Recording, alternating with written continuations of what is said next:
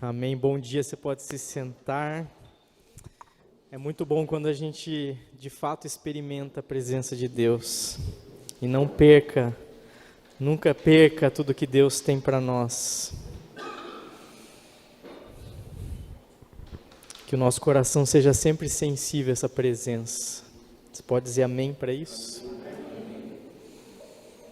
Amém. Nós estamos hoje dando sequência à nossa série de mensagens do mês da família, falando de família, e já compartilhamos muitas coisas, mas hoje eu quero compartilhar com vocês a história de uma família da Bíblia, a história da família de Jó. E eu queria te convidar, você de fato, a abrir o teu coração para nós lermos a história da família de Jó, nós aprendermos com essa história e nós trazermos para a vida da nossa família tudo que Deus fez na vida desta família tão especial. Quero te convidar você a abrir a sua Bíblia no livro de Jó, capítulo 1. Nós vamos ler o capítulo todo, do 1 ao 22, Jó, capítulo 1. Mas antes da leitura, eu quero te convidar a você fechar os teus olhos e você colocar a sua família diante do Senhor. A gente não pode passar esse mês da família sem alguma coisa acontecer na nossa família, sem a gente convidar o Senhor a mudar a história da nossa família. Então eu quero que você coloque sua família diante do Senhor agora, né? Feche seus olhos e diga: Senhor, a minha família é formada por essa pessoa, e eu quero entregar a vida deles para o Senhor nessa manhã. E eu quero dizer: Senhor, muda a história da minha família. Eu quero dizer: Senhor, complementa a história da minha família. Eu quero dizer: Senhor, completa a história da minha família. Faça a sua oração aí no seu lugar. Pai, em nome de Jesus, Pai, nós colocamos as nossas famílias diante do Senhor, Pai. Deus, e que realmente essa é a nossa oração, que esse mês não passe sem algo acontecer no meio da nossa família, Senhor. Deus, eu sei que o método do Senhor é a começar em nós, Pai, que nós estamos aqui ouvindo essas mensagens, Pai, sendo desafiados, por isso toca o nosso coração, transforma a nossa vida, Pai, faz-nos mais parecidos com o Senhor. Deus, e abençoa as nossas famílias, Senhor. Colocamos diante de Ti cada um dos membros da nossa família, Senhor, e cada um aqui, Senhor, nomina, Deus, quem o pai, a mãe, os filhos, o esposo, a esposa, todos os demais membros da família, avós, tios, sobrinhos, enfim, pessoas que fazem parte da mesma família, que moram na mesma casa. Que o Senhor os alcance nessa manhã, Pai, que o Senhor os envolva com graça, é o que te pedimos em nome de Jesus. Amém. Jó capítulo 1, verso 1 diz assim: havia um homem chamado Jó, que vivia na terra de Uz. Eu quero te pedir que você preste bem atenção em cada detalhe desse relato. Ele era íntegro e correto, temia Deus e se mantinha afastado do mal. Tinha 7 filhos e 3 filhas. Era dono de 7.000 ovelhas, 3.000 camelos, 500 juntas de bois e 500 jumentas. Também tinha muitos servos. Na verdade, o homem mais rico de toda aquela região. Os filhos de Jó se revezavam em preparar banquetes em suas casas e convidavam suas 3 irmãs para celebrar com eles. Quando terminavam esses dias de festas, Jó mandava chamar seus filhos a fim de purificá-los. Levantava-se de manhã bem cedo e oferecia um holocausto em favor de cada um deles, pois pensava: pode ser que meus filhos tenham pecado e amaldiçoado a Deus em seu coração. Essa era a prática habitual de Jó. Certo dia, os anjos vieram à presença do Senhor e Satanás, o acusador, veio com eles. De onde você vem? Perguntou o Senhor. Satanás respondeu: estive rodeando a terra, observando o que nela acontece. Então o Senhor perguntou: você reparou em meu servo Jó? Não há ninguém na terra como ele. É homem íntegro e correto, teme a Deus e se mantém afastado do mal. Satanás respondeu: é verdade, mas Jó tem bons motivos para temer a Deus. Tu puseste um muro de proteção ao redor dele, de sua família e de seus bens, e abençoaste em tudo que ele faz. Vê como ele é rico.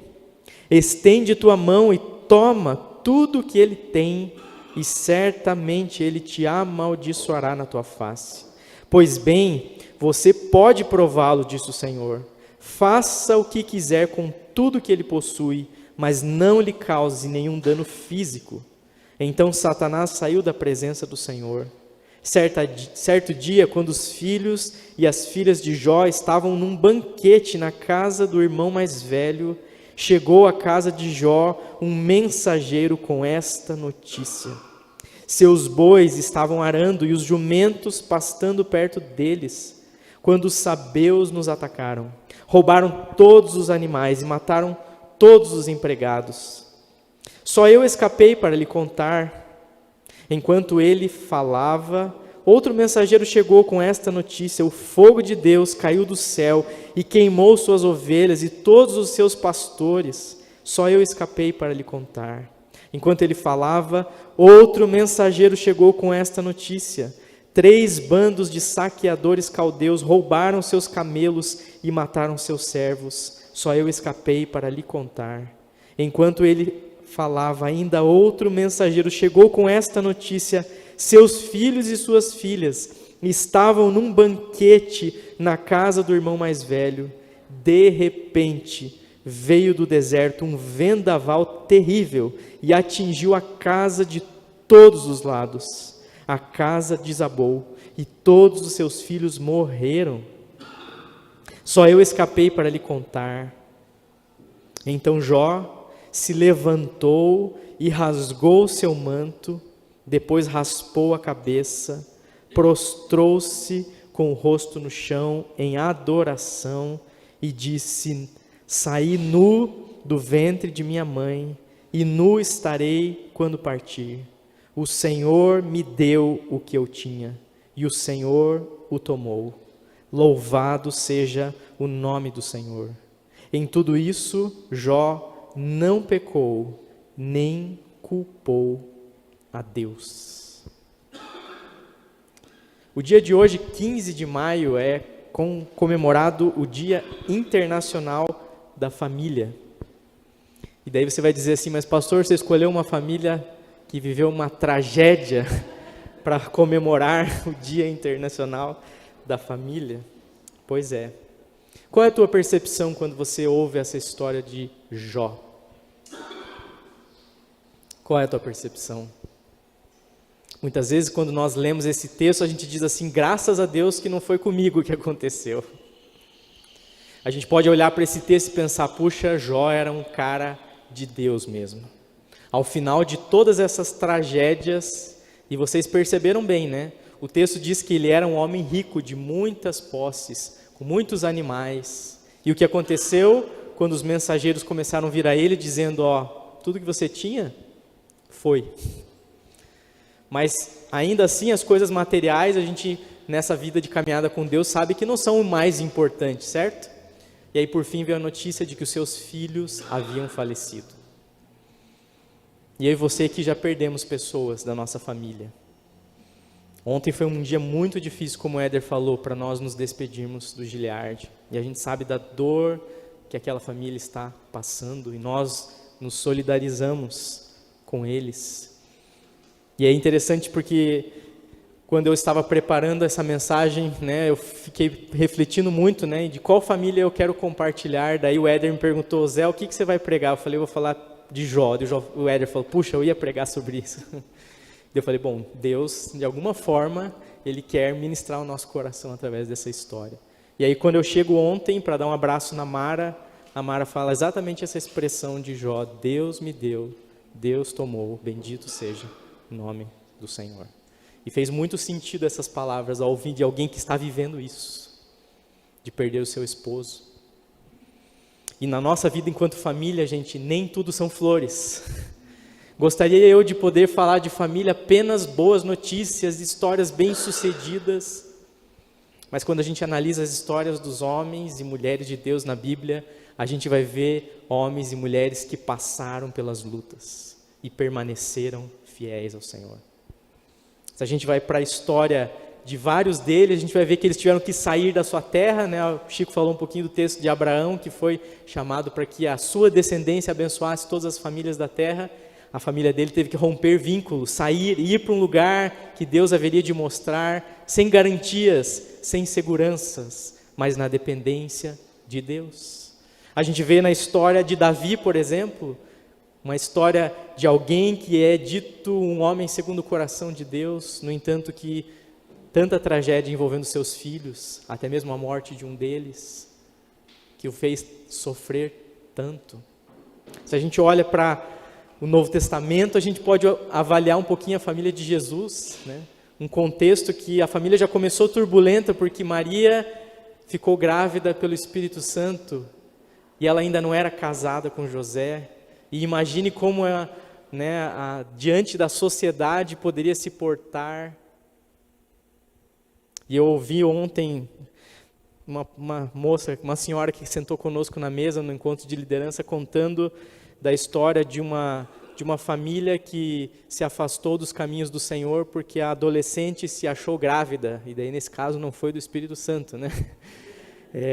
E a instrução do pastor daquela família foi: ok, aconteceu isso, mas não apareça mais na igreja enquanto você não ganhar o seu neném, porque é muito melhor você aparecer com um filho nos braços do que com, né, uma barriga de grávida. E eu fiquei pensando, né, que triste para aquela família, se foi afastada do convívio da igreja por algo que aconteceu, obviamente não conduzido por Deus, né, fruto da vontade humana, do descuido. Mas as famílias experimentam momentos assim, e na família de Jesus não foi diferente. E a família de Jesus teve que fugir quando Jesus nasceu, para que ele não fosse morto. E a gente sabe que José morreu em algum momento antes do ministério de Jesus, ou seja, ele também ficou sem o seu pai terreno. E a gente olha muitas vezes para as nossas famílias, a gente tende a achar que o nosso problema é maior. A gente olha para algumas famílias e fala: mas essa família não passou pelo que eu passei. Não teve um divórcio, não teve uma perda, não perdeu um emprego, não passou fome, não teve necessidades. Por isso que eu acho que estudar a família de Jó faz muito sentido para nós. Porque talvez a gente não passou por algo tão terrível quanto Jó, de perder os seus 7 filhos. De perder toda a família, né? Permaneceu a esposa, né? E uma esposa com um coração rancoroso, que disse para Jó: amaldiçoa o teu Deus e morre, porque nós perdemos tudo. Mas Jó, um homem de Deus, um homem íntegro, e eu gosto muito dessas expressões que fala aqui, né? Diz que ele era íntegro, correto, temia a Deus e se mantinha afastado do mal. E essas são as bases para uma família bem-sucedida. Não perfeição, não sem lutas, mas a integridade, o temor a Deus e a perseverança em se afastar do mal. Muitas vezes nós queremos olhar para as histórias vencedoras, mas nós não podemos esquecer que cada família precisa passar por lutas e adversidades para alcançar um testemunho bem-sucedido. Hoje nós temos Jó, não sei quantos milhares de anos depois dessa história, e a gente pode contar e se inspirar e buscar viver nessa perspectiva. Mas para que esse testemunho pudesse ter sido registrado, ele teve que passar por lutas. Jó e sua esposa perderam tudo que tinham. Mas esse não é o final da história. E daqui a pouco a gente chega lá, no final da história. Agora vamos pensar, né, nessas características dessa família. Como eu mencionei, integridade, temor a Deus. Será que essas são características que nós temos na nossa família? Quem sabe a gente não tem essa prosperidade que Jó tinha aqui, né? De ser o homem mais rico da terra. E a gente pensa, é uma reflexão interessante, né? Porque a gente pensa que as pessoas que têm recursos passam melhor pelas dificuldades, né? Esse é um pensamento humano. Quando a gente passa por lutas e olha para alguém que também, mas ele tem recursos, né? Teve uma doença, mas tem recursos para ter um tratamento, né? E muitas vezes a nossa tendência é olhar assim. E se a gente olha para Jó, Mesmo tudo isso não impediu de passar por dor, por perda, por sofrimento. Na sequência do texto diz que Jó também foi acometido com uma doença. Ou seja, o caos completamente estabelecido na vida de uma família. Agora minha pergunta para você nessa manhã é como Deus se manifestou na história dessa família? Que lições nós podemos tirar da história desta família? Eu escolhi como tema para essa mensagem: Deus na história da nossa família. Deus na história da nossa família. Eu quero compartilhar 3 aspectos que eu aprendo da história de Jó e que eu espero que a gente possa trazer para a nossa história enquanto família. E o primeiro deles é que Deus é soberano na história da nossa família. O que quer dizer soberano, gente? Alguém pode me ajudar? O que quer dizer soberano? Que está acima de tudo. Essa expressão vem do contexto de um reino, né? O soberano é o rei que reina sobre todo o reino, né? Essa é uma perspectiva que foi vivenciada, né, na história. Existem alguns lugares no mundo ainda onde existem reinos, né, onde um soberano dita e o que ele diz tem que acontecer e a sua vontade é que se cumpre. Mas essa expressão é um atributo do caráter de Deus. Deus é soberano sobre todas as coisas. E eu quero te perguntar uma pergunta muito séria agora. Você crê nisso? Não responda assim, precipitadamente. Para pensar um pouquinho sobre isso. Você crê na soberania de Deus? Esse é um fundamento da nossa fé cristã reformada, né? Nós cremos que Deus é soberano. Mas e as mortes? E o sofrimento? E a dor? E as perdas? E as tragédias? Deus é soberano. Gente, nada foge do controle de Deus. Nada foge do controle de Deus. Quem sabe você já falou isso para alguém, né? Quando alguém passa por uma luta, a gente tem essa tendência de dizer: irmão, minha irmã, fica tranquilo, Deus é soberano. Agora, se coloca na pele daquele que está passando pela luta. É difícil a gente assimilar e pensar: como assim? Jó não questionou Deus. E os amigos dele vieram depois, né? E o livro de Jó tem 42 capítulos. Vou resumir aqui, né? Mas os amigos dele também questionaram. E eles estavam tentando entender, tentando achar justificativas para tudo que Jó estava passando. E a tese dos amigos dele era: Jó, você pecou em algum momento. E esse é um castigo de Deus. E muitas vezes nós, seres humanos, temos essa tendência. Quando não é para nós essa avaliação, a gente avalia o outro. Ah, mas o outro está passando por isso, mas ele deve ter feito alguma coisa errada. Ele não deve estar bem em comunhão com Deus. Ele não deve estar muito alinhado com o Senhor. Às vezes a gente culpa nós mesmos, né? Falando: o que eu fiz de errado? Será que eu estou em pecado? Mas o texto mostra que essa tese dos amigos deles não se confirmou. E mesmo assim, Jó, com toda a sua humildade, ele não seguiu o conselho da esposa de amaldiçoar a Deus e morreu. Ele não seguiu o conselho dos seus amigos, mas ele permaneceu fiel a Deus, a despeito dessa luta tão tremenda que ele e a sua família enfrentaram.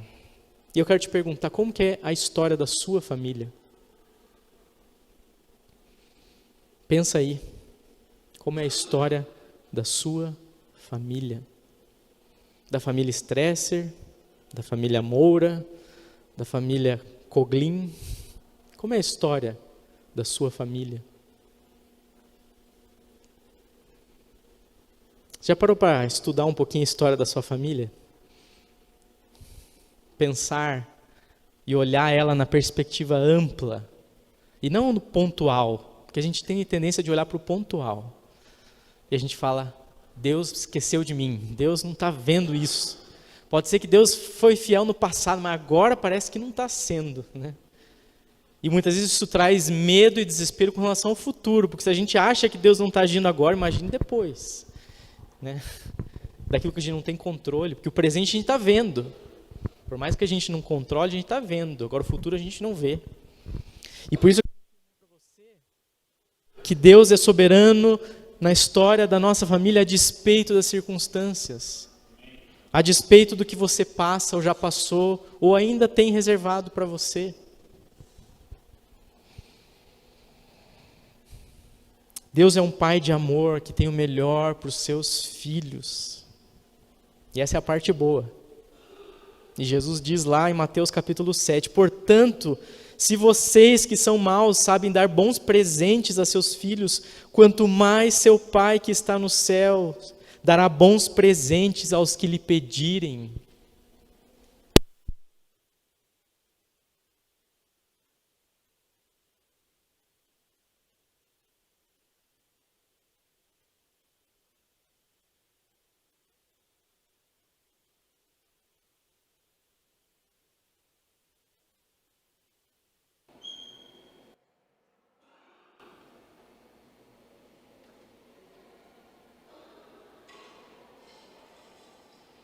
Ainda na carta aos Hebreus, capítulo 12, verso 10, diz assim: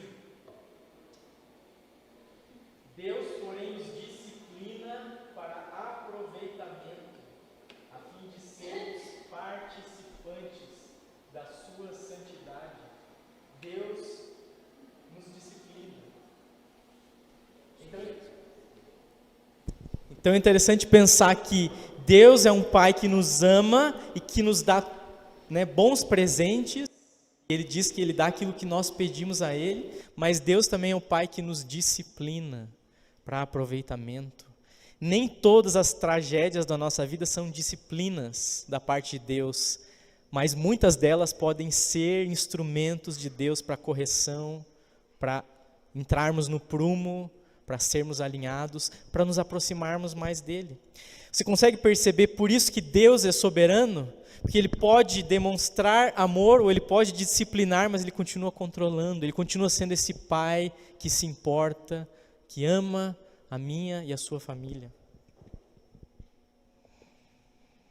Eu quero te dizer hoje que Deus continua no controle da sua família, da história da sua família.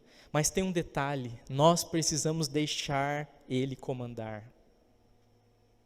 Já teve momentos onde você chamou para si a responsabilidade e disse, da minha família eu cuido? Tem horas que tem algumas responsabilidades que Deus nos pede, mas o controle absoluto não é nosso, está nas mãos dEle. Você consegue afirmar, Deus é soberano na história da minha família? Consegue afirmar isso para mim? Deus é soberano na história da minha família.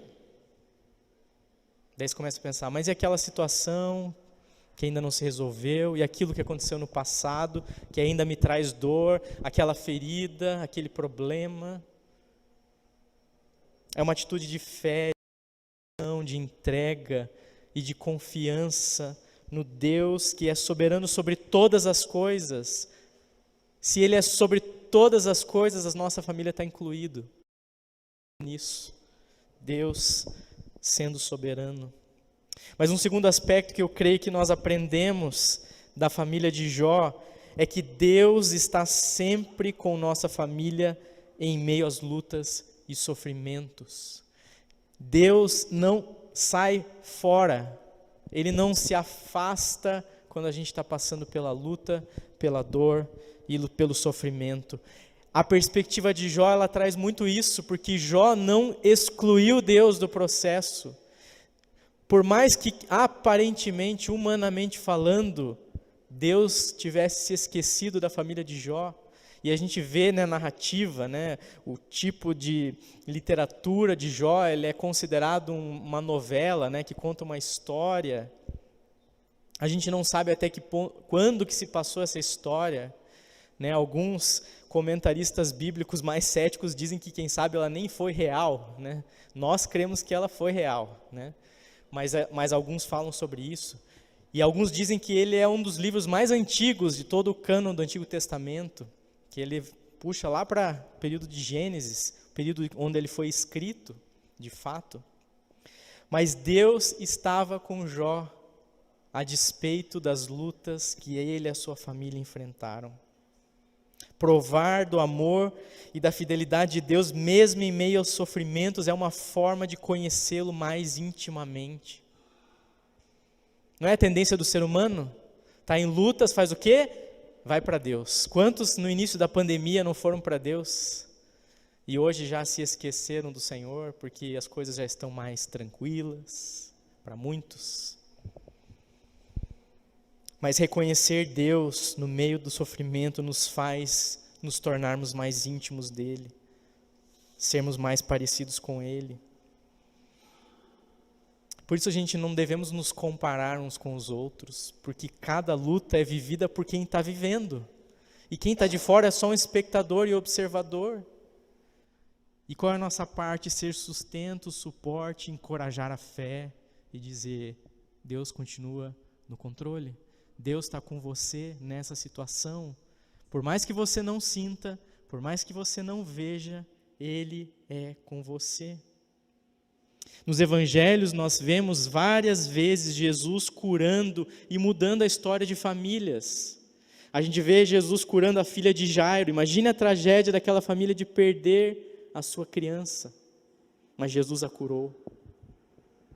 Certa vez Jesus foi na casa de Pedro e curou a sogra de Pedro, mudando a realidade da família, trazendo esperança. Quando Jesus ressuscita Lázaro dentre os mortos, ele muda a história daquela família que passou pela dor da perda do seu irmão, no caso para Marta e Maria. Algumas doenças, algumas enfermidades, algumas lutas, algumas coisas são permitidas pelo Senhor, porque a despeito de Ele continuar no controle, nós estamos nesse mundo, Jesus falou isso. No mundo tereis aflições, mas tenham bom ânimo, eu venci o mundo. Por isso eu quero te dizer que Jesus está vencendo com você as lutas e sofrimentos, mas você precisa convidá-lo para fazer parte, você precisa incluí-lo, você precisa dizer, Jesus, obrigado, porque o Senhor está comigo nessa dificuldade, nesse sofrimento, nessa luta.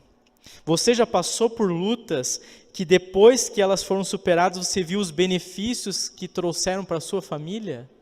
Com certeza, cada um de nós tem algo para compartilhar, mas a gente só sabe disso depois que passou, e por isso a gente precisa se agarrar no Senhor enquanto estamos passando, para a gente poder trazer a lição e entender o que Deus quer para nós.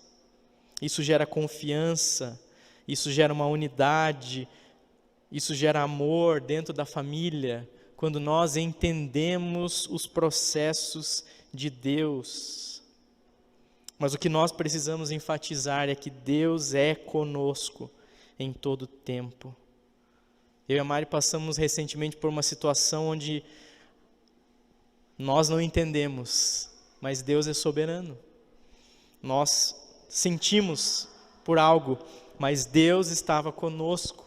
E foi bem interessante porque eu ouvi, eu tive participando de um retiro de pastores algumas semanas atrás, e depois eu comecei a fazer uma leitura de um devocional, e nesse devocional e nesse compartilhar, tinha algumas coisas que foram semelhantes, e uma coisa que eu ouvi da experiência de uma mulher de Deus ao longo da história, Teresa de Ávila, que algumas vezes questionavam para ela, você sempre está com Deus, mas você ouve Ele sempre, você sente a presença dEle sempre, e ela dizia, muitas vezes, na minha busca a Deus, eu não senti nada, eu não ouvi nada, mas eu tinha uma convicção de que Ele estava ali comigo.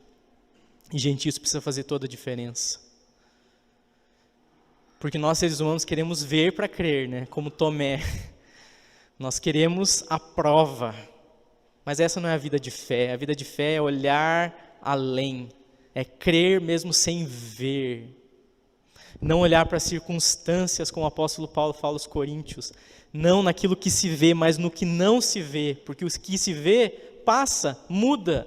Mas o que não se vê é eterno, permanece. Por isso reconheça o Senhor em todas as circunstâncias da sua família. Saiba que Ele é com você. Ele está do seu lado, Ele segura na sua mão, Ele te abraça, Ele te envolve. E isso nos torna mais dependentes dele. Isso faz com que o nosso amor ao Senhor cresça. Isso faz com que a nossa fé seja genuína. Sabe qual é o grande problema do cristianismo? Não posso falar de outro momento da história porque não vivi, mas dos dias que a gente está vivendo, muita fé teórica. A gente professa crer, mas na hora que vem uma dificuldade, a gente esquece tudo que nós professamos.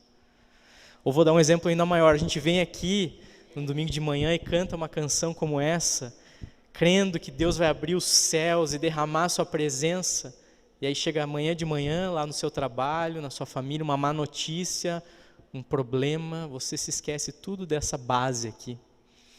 Gente, a gente está aqui para preparar o nosso coração, para nos fortalecer para a vida que funciona a partir de segunda-feira, né? Que a gente não fica aqui durante a semana, né? Exceto o Éder, eu, Reinaldo, Chico, a Gisele, estamos aqui, mas vocês vão para a vida onde Deus os colocou. E às vezes a sua família não está aqui, ouvindo a mesma coisa, vivendo a mesma coisa, e você precisa ser esse canal de Deus. Porque se você é o único cristão da sua família, quem você acha que Deus vai usar para testemunhar para a sua família? Eu, que estou aqui, longe, que nem estou lá na tua família? Não, você. E muitas vezes a gente quer se esquivar, porque a gente sabe que é difícil, né? Jesus disse que o profeta não tem muito prestígio na própria casa, e ele disse, eu não pude fazer muitos milagres na minha cidade natal, mas isso não significa que ele não foi usado, isso não significa que a sua família não reconheceu Deus na sua vida.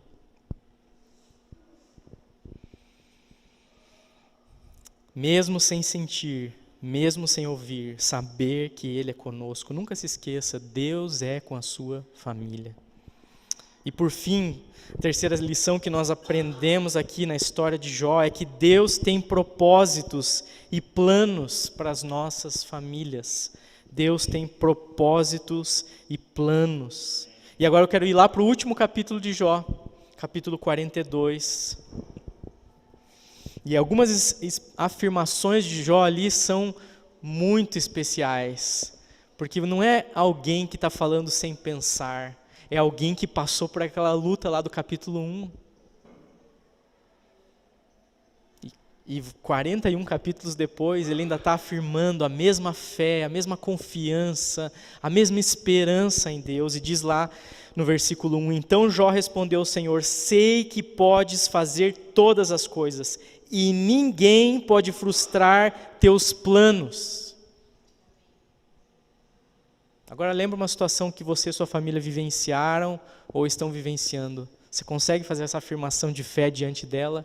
Senhor, eu sei que tudo pode e ninguém pode frustrar os teus planos. Gente, nós não sabemos todo o plano de Deus para a nossa vida. Concorda comigo? Porque se a gente já soubesse, a gente ia lá, cumpria e pronto, vai para a eternidade, não tem mais o que fazer aqui. Mas Deus vai renovando os seus planos, os seus propósitos vão se cumprindo aos poucos, em etapas, ao longo da nossa vida, porque Deus quer fazer uma obra na minha vida, na minha família, e isso leva tempo. Mas Jó afirma, ninguém pode frustrar os teus planos. E quando ele fala assim, sabe o que quer dizer também? Nem eu mesmo não posso frustrar os planos de Deus para a minha família. Porque muitas vezes nós podemos errar, falhar, não termos sensibilidade, mas voltando ao primeiro ponto, Ele é soberano. Nós não vamos estragar a obra que Ele tem para fazer. Não significa que a gente não deva estar atento, sensível e buscar essa vontade de Deus. Mas os planos de Deus para as nossas famílias, eles têm uma promessa de se cumprirem. Essas são promessas que a gente encontra ao longo das Escrituras.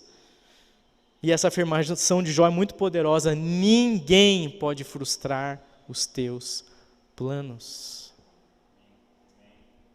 Você pode afirmar isso comigo? Ninguém pode frustrar os teus planos. Agora responda para mim, você crê que Deus tem planos para a sua vida e para a sua família? Levanta a mão se você crê que Deus tem planos para a vida da sua família. Você já viu algumas coisas acontecendo dentro desses planos, sim ou não? Você teria algo para dizer, você vai compartilhar na sua célula essa semana, vai dizer, eu sei que isso aconteceu porque era plano de Deus e propósito para a minha família. Sim? Então continue atento, sensível àquilo que Deus vai fazer. Creia. Às vezes falta fé, de fato. Então creia nos planos de Deus para a sua família. Persevere nos planos de Deus para a sua família. Busque esses planos. Aguarde pelo cumprimento desses planos. Descubra os propósitos e vivencie Deus na história da sua família cada vez, cada dia, de uma maneira mais intensa. E, gente, isso é algo que ninguém pode fazer por você. É uma escolha, uma decisão pessoal. Cada um de nós precisa ir para o Senhor e reconhecê-lo em todos os nossos caminhos. E lá no capítulo 42, no verso 10, diz assim: mudou o Senhor a sorte de Jó. Toda aquela tragédia, com a perseverança, com o discernimento da vontade de Deus, o livro de Jó testemunha que o Senhor mudou a sorte de Jó. Não dava para, quem sabe, voltar aqueles filhos, mas sabe o que o Senhor fez? Deu outros filhos para Jó e sua família. Quem sabe não dava para voltar aquelas posses, sabe o que Deus fez? Deu outras coisas. E às vezes Deus vai fazer isso ao longo da nossa vida, algo que nós perdemos, Ele vai restituir de alguma forma, que vai nos preencher de novo. A dor e o sofrimento da perda daqueles filhos nunca vai ser substituída por novos. Mas Deus continuou cuidando da história dessa família, de outras formas, com a criatividade que o próprio Deus tem. Ainda no verso 12 diz assim: assim abençoou o Senhor o último estado de Jó mais do que o primeiro. A bênção de Deus sobre a família de Jó foi maior ainda do que era quando começou o sofrimento, a dor. Você crê que Deus pode fazer isso na sua família? Sim ou não? Você crê mesmo que Deus pode fazer?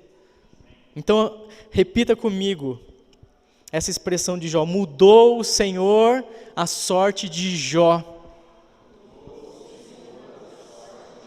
Agora diga em vez de Jó o seu nome: mudou o Senhor a sorte do Zéu. Agora diga o nome da sua família: mudou o Senhor a sorte da família Cury. E você precisa tomar posse disso no sentido de dizer: Senhor, é para mim também. Foi na vida de Jó, mas eu também quero na minha vida. E essa é a história que o Senhor está escrevendo. Por isso, a gente precisa reconhecer Deus na história da nossa família. Às vezes é legal a gente ouvir um pouco da história da família mais ampla, né, dos nossos ascendentes, e reconhecer Deus em cada uma das etapas. Depois que eu me converti, eu soube que o meu bisavô e o meu tataravô foram pastores da igreja luterana. Até porque antes de me converter eu não sabia nem o que significava ser pastor. Por mais que eu já soubesse que eles tinham tido essa experiência. E eu fico lembrando quando Deus diz que abençoa gerações e gerações daqueles que o amam. Então, quem sabe hoje, algo que eu vivencio na minha caminhada de fé, no meu ministério, é fruto das orações do meu bisavô, meu tataravô. E às vezes a gente precisa reconhecer que coisas que Deus faz vão ter repercussões, às vezes, nas próximas gerações. Porque Deus está escrevendo uma história. A gente tem a tendência de olhar só o hoje, né? O aqui e agora. Mas Deus olha para a eternidade. Né? Deus tem essa facilidade de olhar lá a criação em nós e o futuro de uma vez só. Nós somos limitados, né? A gente não consegue olhar muito amplamente, mas o Senhor consegue. Por isso, permita que Deus continue escrevendo a história da sua família e que seja uma história de fé, que seja uma história de bênçãos, mesmo com as lutas e dificuldades, mesmo com os sofrimentos, mas que Deus traga bênçãos que superem, como fez na família de Jó. O último estado de Jó foi maior do que o primeiro. Deus abençoou o último estado de Jó mais do que o primeiro. E eu quero concluir te dizendo, toda a experiência de fé que Jó experimentou na história da sua família o aproximou mais de Deus e o tornou mais íntimo dele. E é isso que nós lemos lá no versículo 5 do capítulo 42 de Jó. Essa expressão dele tão conhecida: eu te conhecia só de ouvir, mas agora os meus olhos te veem. E às vezes essa é a nossa história. A gente reconhece Deus de ouvir, porque alguém da nossa família creu em Deus, nos ensinou da fé, nos convidou para estar na igreja. A gente conhece de ouvir porque a gente reconhece que Deus agiu na vida de uma pessoa, de outra, a gente ouve um testemunho, o outro. Mas é diferente quando os nossos olhos veem, quando a gente sente, experimenta, quando é algo que faz parte da nossa vida. Eu te conhecia só de ouvir, mas agora os meus olhos te veem. Que as nossas famílias possam permitir, esse discernimento da vontade de Deus. Que as nossas famílias reconheçam o Senhor, não apenas de ouvir falar, mas de fato de experimentar o Senhor. E que nós possamos estar atentos ao que Deus usa para mostrar o seu plano, o seu propósito para cada uma das nossas famílias. E que assim, entendendo qual é esse propósito, nós possamos viver intensamente o propósito de Deus. Você pode dizer amém para isso? Amém. Vamos ficar de pé para nós orarmos.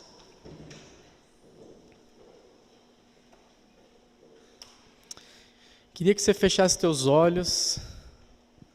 Pedir para o Leandro tocar para nós aqui. Pode ser, Leandro? Feche teus olhos e coloca, no início dessa mensagem você orou e disse: Senhor, a minha família é formada por esse. Mas agora eu quero te convidar a você fazer uma outra oração. Você olhar para a história da sua família e reconhecer Deus naquele dia mau, naquele dia escuro, naquela luta, naquela má notícia, mas também vislumbrar com os olhos da fé essa realidade sendo transformada, um seu familiar sendo alcançado para Jesus, uma doença sendo curada, um emprego sendo restituído, as dívidas sendo pagas, os relacionamentos sendo reatados, o amor e o carinho entre os membros da família voltando, a fé sendo presente no dia a dia, você ler a palavra, orar com a sua família, você poder ter liberdade no contexto da sua família. Coloque diante de Deus aquilo que traz angústia ao teu coração hoje. Coloque diante de Deus, Senhor, aquela situação, Pai, age naquela situação, Pai, da minha família. Às vezes é um filho que está afastado, às vezes é uma briga que está se estendendo por muito tempo, às vezes é uma ferida que ainda não foi curada. Deus conhece a tua família, por isso você pode dizer para Ele sem dificuldades, um sonho ainda não alcançado, uma promessa ainda não cumprida. Coloque diante do Senhor.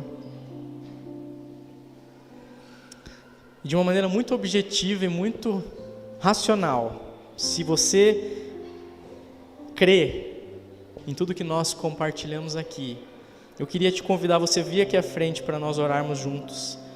E vir aqui à frente vai ser uma resposta que você vai dizer para o Senhor: Senhor, eu quero te convidar a fazer parte da história da minha família. Ou às vezes você vai dizer: Senhor, volta para a história da minha família.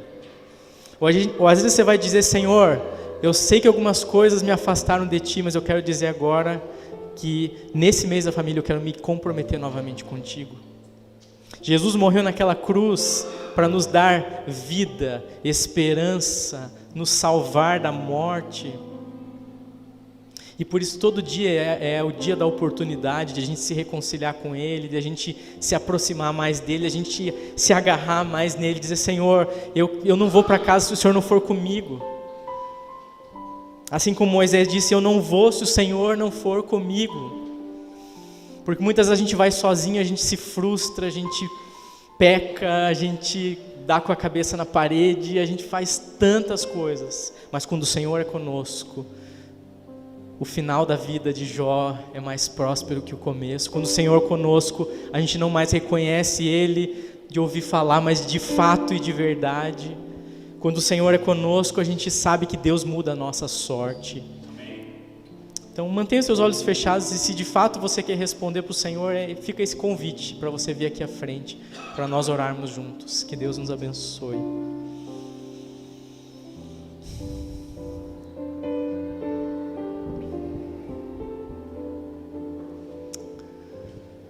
Ó Deus, nós apresentamos as nossas famílias diante do Senhor, Pai. Deus, nós não queremos que esse mês passe como mais um mês da família, mas a gente quer ter uma experiência para contar, Deus. A gente quer algo que marque esse mês, esse ano, Pai, algo que marque a nossa família, Senhor. Nós apresentamos aqui as nossas famílias diante do Senhor, Pai. Deus, Tu és o Senhor das nossas famílias, soberano sobre cada uma delas, Pai. O Senhor conhece quais são os membros, o Senhor conhece as lutas, as dores, os sofrimentos, as dificuldades, Pai. Por isso, em nome de Jesus, Senhor, olha para essas famílias que estão aqui na frente, Pai. Olha para cada um de nós, Senhor. Muda a nossa sorte, Deus. Continua, Deus, nos acompanhando, Pai. Deus, abençoa cada um nas suas lutas, Senhor. Traz cura para quem precisa, restaura as famílias que precisam, Pai. Aproxima-as mais de Ti, Senhor. Traz uma novidade para as famílias, Senhor. Responde uma oração de muito tempo que eles clamam ao Senhor, Pai. Deus, nós não sabemos todos os Teus propósitos e planos, mas nós nos submetemos a eles. Nós Te entregamos a nossa família, por isso vem reinar, Senhor, sobre cada família aqui, Deus, que a nossa história seja digna de testemunho, de a gente poder dizer, Deus agiu na história da minha família, e a minha família é dele, e por mais que a gente experimente sofrimento, nada vai superar a nossa fé, a nossa esperança, a nossa confiança, o nosso amor ao Senhor, a nossa intimidade com Ele. Nós Te bendizemos, Senhor, porque Tu és um Deus que transforma a história das nossas famílias, Pai. Que cada um aqui que vem à frente possa receber a resposta que vem do alto, Senhor, dos céus que se abrem para que a bênção seja derramada, Deus, como nós cantamos aqui há pouco, Senhor. Nos abençoa para que possamos abençoar outras famílias, Senhor. Que tenhamos um testemunho como esse testemunho de Jó, Pai, para compartilhar do que o Senhor fez e do que o Senhor ainda vai fazer em cada uma das nossas famílias. Essa é a nossa oração nessa manhã, rendidos, entregues, Pai, submetidos aos Teus planos e propósitos, confiados no nome do Teu Filho Jesus Cristo, que nos deu acesso ao Pai e que fez uma obra tão grande por nós, Pai. A Ti rendemos toda a honra, toda a glória e todo o louvor. Essa é a nossa oração nessa manhã, em nome de Jesus, Pai. Amém. Amém. Que Deus te abençoe, que Deus continue trazendo renovo sobre a sua família e que Ele continue conosco, seja conosco nessa semana, em nome de Jesus.